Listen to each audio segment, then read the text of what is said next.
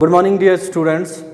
तो multiple sclerosis को आज वाइंड आउट अप करेंगे हमने इसमें कॉजेज, टाइप्स और साइंस एंड सिम्टम्स पढ़े थे। टुडे हम डायग्नोसिस देखेंगे और ट्रीटमेंट देखेंगे। तो डायग्नोसिस में हम पहले क्या करते हैं, सबसे पहला जो टेस्ट हम करते हैं that's MRI, magnetic resonance imaging. MRI से हमें क्या पता चलेगी, हमें वाइट पैच यहाँ पे दिखते हैं एमआरआई में, there are white patch on MRI, जिसकी वजह से हम ये देख सकते हैं कि जो प्लेक फॉर्मेशन है या सिकुलर फॉर्मेशन है, वो सिकुलर फॉर्मेशन हमें विजिबल हो सकती है एमआरआई में। दूसरा टेस्ट जो हम करेंगे, दूसरा टेस्ट हम कर सकते हैं, हम लंबर पंक्चर कर सकते हैं, जहां से हम क्या करेंगे, हम सीएसएफ को रिमूव करेंगे टू एसेस एंटीबॉडीज। हम देखेंगे जो एंटीबॉडीज इसमें है बनती है, जो हमने पहले ही बोला कि इट्स ऑटो इम्यून डिजीज, तो हम सीएसएफ को टेस्ट करेंगे सो दैट हमें ये पता चले कि एंटीबॉडीज बनी है कि नहीं बनी है माइलिन शीथ के अगेंस्ट। और तीसरा चीज जो हम डायग्नोसिस में करते हैं that's visual evoked stimulus. Third diagnostic method is visual evoked stimulus.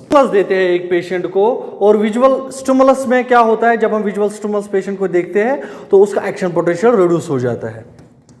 Visual stimulus is provided, और इसकी वजह से क्या होता है, there is decreased action potential. Usually जब हम भी कोई भी स्टिमुलस देते हैं तो स्टिमुलस से क्या होना चाहिए, ट्रिगर होना चाहिए, एक्शन पोटेंशियल इंक्रीज होना चाहिए। तो वही मेजर द एक्शन पोटेंशियल हम क्या देखते हैं, जब इसको हम विजुअल स्टिमुलस देते हैं एक्शन पोटेंशियल गेट्स डिक्रीज। और ऐसा क्यों होगा, क्योंकि हमारा जो सीएनएस है वहां पे डीमाइलिनेशन हो रही है।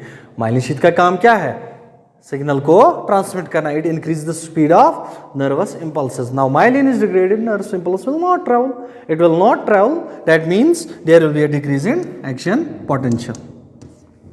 सो वी सी दैट एंटीबॉडीज बनी है कि नहीं, किसके खिलाफ, माइलिन के खिलाफ। उसके लिए हम लंबर पंक्चर करके सीएसएफ को निकालते हैं और उसका टेस्ट करते हैं। देन एमआरआई में हम देखते हैं व्हाइट लीजन्स, प्लेक सिकुलरा बने हैं कि नहीं।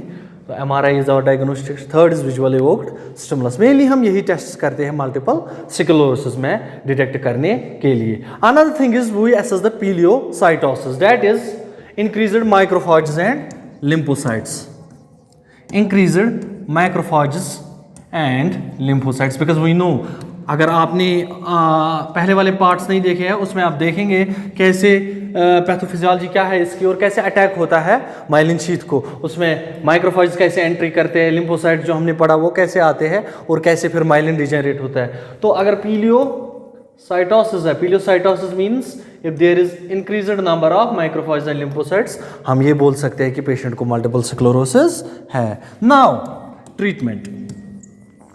सो ट्रीटमेंट क्या है इसका, firstly you know it's an auto immune disease. So auto immune disease में क्या है कि इम्यूनिटी की वजह से होती है। तो इम्यूनिटी की वजह से जब डिजीज कोई होगी तो हम क्या कोशिश करेंगे कि इम्यून रिएक्शन जो है, जो ट्रिगर हो रहा है, एक्स्ट्रा इम्यून रिएक्शन हो रहा है, वो सप्रेस हो जाए। तो what we give, we provide immunosuppressants. तो we provide immunosuppressants, immunosuppressant drugs देते हैं ताकि इम्यूनिटी जो है वो डिक्रीज हो जाए। Now another thing that we do, interferon beta हम इसमें देते हैं। इंटरफेरॉन बीटा क्या करता है, it reduces, interferon beta drug हम इसमें देते हैं। What does it do, it reduces inflammatory cascade. जो इन्फ्लेमेटरी कास्केड बढ़ रहा है, जो हमने बोला that interleukins are released, then वो एडिशन मार्कर्स बनते हैं, interferons extra released, what do they do, फिर माइक्रोफाज आती है, प्लाज्मा सेल्स आती है। तो ये सारा इन्फ्लेमेटरी कास्केड रिड्यूस हो जाता है, किसकी वजह से, when we give interferon beta. तो ये हमारे लिए दूसरा ड्रग बनता है। First are immunosuppressants, second is interferon beta. Another is glatiramer acetate, glatiramer acetate, glatiramer acetate. और इस गिलेट्रामेर एसिटेट में क्या होता है, इस ड्रग में इट रिजेंबल्स, इसके जो प्रोटीन्स है एपिटोप्स है, इट जो गिल्ट्रामर एसिटेट के कंटेंट्स है, what do they do, it has myelin like proteins on the surface, it has myelin like proteins. हमने पहले ही बोला यहाँ पे क्या हो रहा है, बॉडी की इम्यून सिस्टम को धोखा है। जो हमारे माइलिन प्रोटीन्स है बिकॉज ऑफ ऑलिगोडेंड्रोसाइट्स जो बनते हैं, बॉडी के इम्यून सिस्टम को लग रहा है कि ये जो माइलिन प्रोटीन है एंटीजन है, तो जो भी चीज़ माइलिन प्रोटीन की सिमिलर होगी वो बॉडी के लिए फॉरेन मटेरियल बनती है। तो जब हम ग्लूटामेट एस्टेट देते हैं इस पेशेंट को, इस ग्लूटामेट एस्टेट में क्या होता है, ग्लूटामेट एस्टेट में इसके प्रोटीन्स भी माइलिन की तरह होते हैं। और जब बॉडी में कोई चीज़ इंड्यूस होगी जो माइलिन की तरह है, तो टी सेल्स किसकी ओर जाएंगे, टी सेल्स इसी ग्लूटामेट एस्टेट को अटैक करेंगे, माइक्रोफेजेस आएंगे, इंटरफेरॉन्स आएंगे, तो बॉडी की इम्यूनिटी कुछ हद तक डाइवर्ट हो जाएगी इसकी ओर, और जो हमारे माइलिन पे अटैक हो रहा था वो अटैक कुछ हद तक सप्रेस होगा और हमें सिम्टम्स में ईजियस मिलेगी। Now there are another 2 drugs which are used rarely. One is ocrelizumab. Ocrelizumab. What does this ocrelizumab do? It inhibits activity of B cells.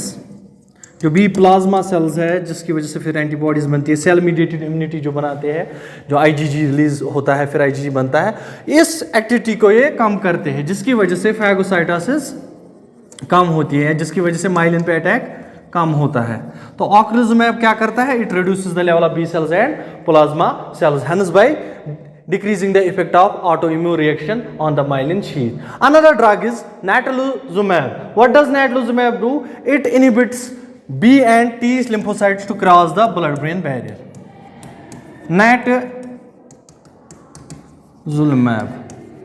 natalizumab क्या करता है, ये प्रिवेंट करता है टी और बी सेल्स को किस चीज से, ब्लड ब्रेन बैरियर क्रॉस करने से। ये ब्लड ब्रेन बैरियर को डॉज होने नहीं देता है, ब्लड ब्रेन बैरियर का धोखा नहीं होता है यहाँ पे। ये क्या करता है, इट इनहिबिट्स, ये बैरियर बनता है इन टी सेल्स और बी सेल्स के क्रॉस होने में। और जब टी सेल नहीं जाएगी सीएनएस में, माइलिन उसके सामने नहीं आएगा, माइलिन सामने नहीं आएगा, उसको जो ऑटो इम्यून रिएक्शन हुई कि माइलिन जो है एक एंटीजन है वो नहीं हो पाएगी, वो माइलिन को डिस्ट्रॉय नहीं कर पाएगी और कुछ हद तक हमें रिलैक्सेशन मिलेगी। So this was the effect of this natalizumab drug. So this was from the treatment part. And एक और प्रोसीजर जो आपने माइस्थेनिया ग्रेविस में भी पढ़ा, अगर एंटीबॉडीज ज़्यादा बढ़ रही है, डिस्ट्रक्शन ज़्यादा हो रही है, तो हमारे पास एक ऑप्शन बचता है कि हम एंटीबॉडीज़ को रिमूव करें प्लाज्मा में, that is known as plasma pheresis.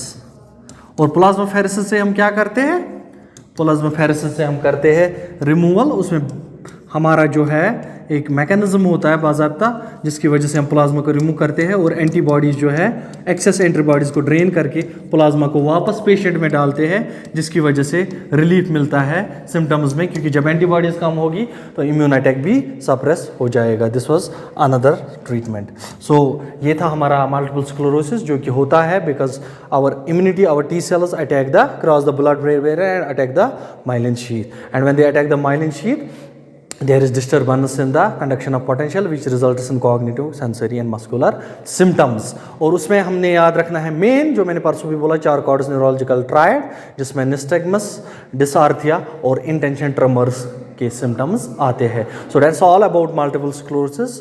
We will start with any other topic. Till then, good bye.